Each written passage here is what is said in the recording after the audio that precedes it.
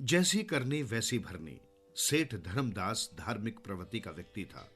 बड़े बड़े महात्मा और ज्ञानी पुरुषों के संपर्क में रहने के कारण एक महात्मा ने सेठ से कहा, सेठ जी, आप दानी होने के साथ साथ काफी धनवान भी हैं, अतः आप एक मंदिर बनवा दें जिससे आपको पुण्य लाभ मिलेगा।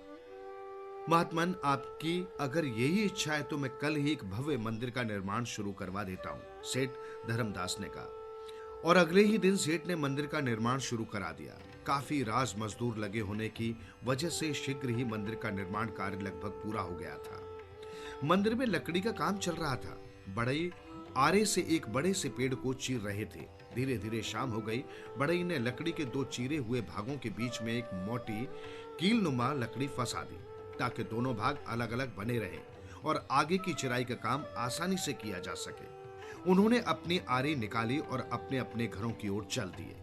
बढ़ई और दूसरे मजदूरों के चले जाने के बाद संयोगवश उधर इधर घूमता बंदरों का झुंड वहां आ पहुंचा। सारे बंदर उस आधे अधूरे बने मंदिर की छत, फर्श और दीवारों पर उछल कूद करने लगे। उन बंदरों में से एक नटखट बंदर उस अधचिरे पेड़ पर जाकर बैठ गया और अपनी सहज चंचलतावश दो पाटों के बीच में फंसी कीलनुमा लकड़ी को खींचकर बाहर निकालने का प्रयास करने लगा।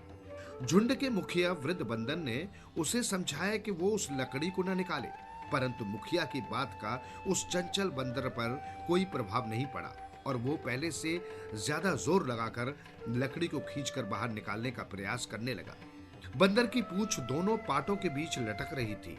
जैसे ही दोनों पाटों के बीच में से कीलनुमा लकड़ी का टुकड़ा बाहर निकला, दोनों पाट आपस में सट गए और उनके बीच में उस बंदर की पूंछ कुछ इस प्रकार दब गई कि उसे निकालना असंभव हो गया।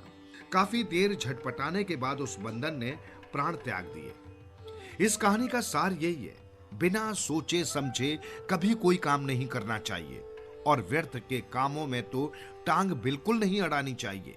बड़े बुजुर्ग जिस काम को करने के लिए मना करें उसे नहीं करना चाहिए, शायद इसी में भलाई हो।